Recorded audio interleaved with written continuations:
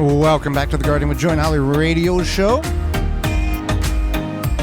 Would you like a device that will water your plants without you having to do anything at all? Well, Tree Diaper is that device. Tree Diaper is a revolutionary watering system that slowly releases water around the base of any tree or plant as the soil dries. The Tree Diaper is filled with water from rain or when you water and slowly releases water over 3 weeks. No more overwatering or underwatering with the Tree Diaper. Every time it rains, Tree Diaper recharges. No pipes, hoses, or electricity needed. Water your plants and trees, whether they are by the house, down the road, or in the back 40. Also works under mulch. Whether you're a first-time gardener or advanced, Tree Diaper will improve the way you water your plants. Made in the USA. Check out all the sizes they have available at treediaper.com. That's treediaper.com. Well, we think many people like to go in their backyards, Holly, and enjoy their gardens, the trees, wildlife. But there are things in which we need to be cautious of because there are bugs, insects that are dangerous for us and our pets. Absolutely. And it's important to remember that this is not the case everywhere necessarily. And also that location may vary. And also many of these harmful insects are either around, they're nocturnal, they might be where they might live where you might not necessarily see them or bother them, but if you happen upon them in their home, then that's when they become defensive and cause attacks. So we're going to see how many we can push through in this segment here in regards to bugs in your backyard that are not good. Brown recluse spider. Yes, so the brown recluse spider is a brown spider. It has a violin-shaped marking on its back. It's typically found, beneath rocks, wood piles. It is venomous, and it typically it's going to hide away from people. It's not something that comes out and purposely goes after you. But you could find it, and then it would attack if it's provoked. The spider bites can cause blisters, fever, difficulty sleeping. So you want to make sure that if you think you've been bitten by a brown recluse, that you want to get immediate medical attention. Now, these can be found in your home, too. Yes, and a lot of times like in old buildings, barns, etc. And brown recluse spiders they're basically in about 16 states: Alabama, Arkansas, Georgia, Illinois, Indiana, Iowa, Kansas, Kentucky, Louisiana, Mississippi, Missouri, Nebraska, Ohio, Oklahoma, Tennessee, and Texas. South central areas of the United States. That doesn't mean that they can't be in other places, but that's the predominant habitat for those spiders. You sounded like a low-key auctioneer at that moment. 75. Okay, so the next one is the deer tick. Ticks usually hide in grass. I know here in Wisconsin, there's been the last, I think, 2 or 3 years, everybody's like, watch out for ticks while you're hiking, etc. I always spray a DEET type bug repellent every time I go hiking, on my legs especially. And then because of mosquitoes, I spray my arms and other places as well. But deer ticks, they do hide in the grass, thick foliage. They will latch onto your dogs, yourself, your cats, if you take your cats out. And then they extract your blood. And then this can I want to drink your blood. Right. But this is not not a good drinking of blood. No, not Grandpa, what's his name? Munster. Munster, yeah. Yeah, no. Yeah. We don't want the deer tick and Grandpa Munster are two different type of blood suckers. So a lot of times they can spread Lyme disease. Yes. And this is a conversation if you do if you take your dogs hiking, if you let your cats outside, even around the yard, you want to make sure you have a conversation with your vet about tick repellent or tick preventative. Now these can be found in all 48 states and Alaska. Couldn't find any information on if they are in Hawaii, but if you're in the lower 48 and Alaska, you're going to have them. You're going to encounter these, or they're in the area. May not absolutely guarantee be in your backyard, but if you go out and about, you're going to probably encounter or be in their environment. The Great Lakes region is actually the most highly populated region for deer ticks, so you want to keep that in mind. But the Finger Lakes. Right. No, not the Finger Lakes. The Great Lakes. Great Lakes region. Yes. So you want to keep that in mind. But at all times, you want to be aware of ticks. And they start coming about early spring and it's through fall. So definitely Don't keep that kill in your mind. possums. If you got possums in the neighborhood, do not kill them. They will eat thousands of ticks every summer, if not every. I forget what the actual, but it's an incredible number, and they are immune to Lyme disease. So they actually help control the tick population. The possums in the woods in your neighborhood, let them be. They're doing a magnificent job keeping you safe from ticks and Lyme disease. Scorpions is another one that could be in your backyard. Now, this is predominantly in the southern regions, more in the desert area of the United States. So scorpions are typically found in the southern, southeastern, or southwestern, south and southwestern areas of the United States. They are nocturnal. They do like the warm, dry climates, like the desert, and I guess most American varieties don't have lethal venom like in Africa, but they still can sting you, and that can still be painful. If you do live in the warm, dry climates like a desert, you want to keep in mind that they can be found under rocks. If you are working in an area at night, in the late evening, early morning, super early morning hours, things like that, maybe you might want to wear gloves. Make sure that you have, shoes. If you go camping in these areas and you leave your shoes out in the morning, you want to make sure you shake your boots out, shake your shoes out, etc., to make sure there's no scorpions that have decided to crawl in there overnight. Right. Yellow jackets can be found all over North America. Meadows, orchards, woodlands, playgrounds, cemeteries, everywhere that you can imagine, they can be found. And they can do a lot of damage very, very quickly to your body.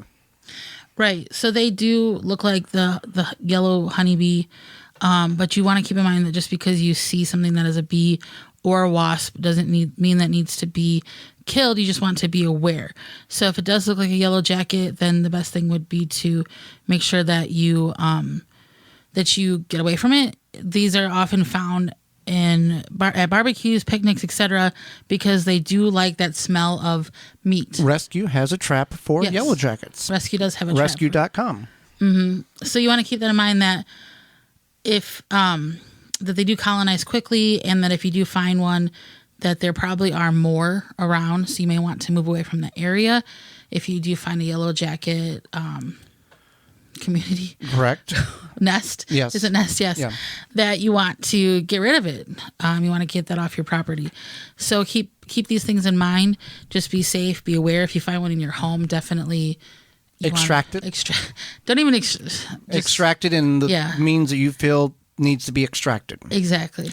Fire ants. Fire ants are found in the United States and inhabiting all parts of Alabama, Arkansas, California, Florida, Georgia, Louisiana, Mississippi, New Mexico, North Carolina, Oklahoma, Puerto Rico, South Carolina, Tennessee, Texas, and Virginia. And they have been discovered in spontaneous patches in Kentucky, Missouri, and Maryland.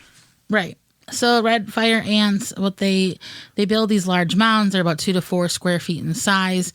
And then if you do for some reason run into one, this mound, this can be done in the backyard, in the garden too. Right. That these will inhabit those areas. They build these homes, right? And if you happen to come across one and you disturb their home, they will sting you. They will come after you with force. And with any of these insects that we are talking about, we are not referring to a medical treatment because that varies based on the insect or the bug. That should be discussed between you and your medical physician on what the best or the precautionary measures in which your doctor says that needs to be done if you encounter these or get bitten by these. We're just telling you what can be found in your backyard. Absolutely. Now I'm thinking about that meme that shows like all these creepy crawly creatures, and then it says, "This is why I live where the wind hurts my face in winter," because a lot of these are like in the south. Like Nebraska, you're referring to? like flatland and No, even here. well, the wind hurts your face in winter. For those who are not familiar, the show originates out of southeast Wisconsin. Right. So when we refer to that, now you know why we're talking about that particular geographical region. Right. So what I'm saying is that like a lot of these are like, this is in the south. These Right. are in these southern climates, whatnot. And I'm like, that's okay. But at least it's not, you look at the dangerous bugs in Australia. That I don't know why anybody, that's just bad down there. Like Australia is just trying to kill you, Yeah. essentially. Yep. We got another one here. Black widow spider. In the United States, black widow spiders are found primarily in the south and west. They inhabit urban areas and as well as forests, deserts, and grasslands. Right. So the black widow spider is a small black spider. It has a red, like hourglass type shape mark on its belly, and then its bite is extremely venomous. It can cause all sorts of issues such as muscle pain, spasms, abdominal cramps. It's rarely fatal, but you don't want to become their BFF for any reason. And if you felt that you are bit by a black widow, you do want to make sure you seek medical attention immediately. All right, let's go with one more here, Holly. Paper wasp. Paper wasp is commonly named it's found in the southern North America and southern Canadian provinces throughout southern United States, and often nest around human development. So they kind of inhabit where the people are at. Right. So if you find their nest, definitely. Widely found in eastern North America and from southern Canada through the southern United States. So that's a lot of the population there. Yep. So their stings are not life-threatening unless obviously you're allergic, but they can sting you more than once, which is, just absolutely magical and wonderful. So you want to keep that in mind, that if you do get stung by a paper wasp, they might come back for more. Right. Well, let's do the other one. Let's do the kissing bug. This is not a good thing. Kissing bug. No. Kissing bugs. Most of the world's kissing bugs are in Central and South America and Mexico. They also have been found in the United States in the lower 28 states, with the highest concentration in Texas, Arizona, and New Mexico. Right. So that's what for us for those who do not know, what is the kissing bug and what's bad about it? It's just a nocturnal bug. It looks like what are those little box? It looks like a box elder bug almost, Okay. but like a little bit more aggressive, like a bad guy box elder bug, and it can bite you, and then it can cause all sorts of damage to your central nervous system. So if you did come across one and it bit you, we definitely want to seek out medical help, medical assistance. And again, they are typically found in Texas and then the southwestern portion of the United States, like you said, Arizona, New Mexico. And they are nocturnal, which I guess is a good thing because for most situations. Right. Some of you may be thinking, why are we covering that? We have people listen to the show all over the country and want to provide as much information as possible. Again, these are not to scare you, but to make you aware of things in your backyard that you may not have been aware existed up to this point. So keep that all in mind. Well, another thing, Holly, that does exist in our backyard, and many of us are very familiar with it and are seeing them, is those nasty Japanese beetles, and they are decimating our gardens as we speak. Yes, if you're looking to successfully control beetles without damaging the environment, look no further than Beetle Gone from Phylum Bioproducts. Derived from a naturally occurring soil bacteria, Beetle Gone is the only organic solution that successfully controls beetle invaders. You just mix the powder with water and spray it on your plants. Once ingested, the targeted pest will stop feeding and die. And since it's an organic BT product, it's a great choice to use on your fruit and veggies, in addition to your ornamental flowers and trees. Not only does Beetle Gone work, but the best part about this product, it is safe to use around beneficial insects such as ladybugs, butterflies, and bees, and has zero water toxicity. Beetle Gone from PhylumBioproducts.com. Find out more at BeetleGone.com. That's BeetleGone.com.